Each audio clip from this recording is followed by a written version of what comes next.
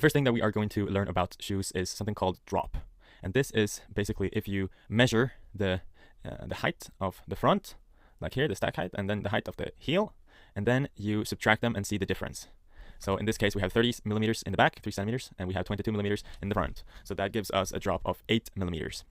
And that means that the shoe is sloping downwards. So the heel is higher than the toes. And if you would wear, you'd wear heels to a gala or something like that, then those heels, like lady shoes, would have a very high drop. I don't know, 58 millimeters or something like that, I'm guessing. And for running shoes, the normal one is between 10 to 5 millimeters a drop. So if you have a shoe that's 5 millimeters, it's considered low, and if you have a 10, it's considered high. So this is 8. This is like a little bit on the high end, but like still kind of normal. If you have a shoe with high drop, that means the heel is way higher than the toes. That means that it's more easy for you to do heel striking.